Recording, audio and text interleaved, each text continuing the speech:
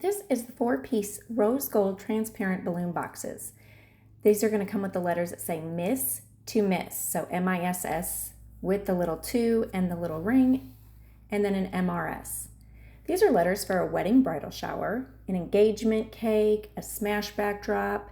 This does not include the balloons, but it's super easy to set up. And actually, I prefer using crinkled up tissue paper instead of the balloons. It actually fills up the box a little bit better, and I like having more of a solid background against the letters. It helps them stand out and pop.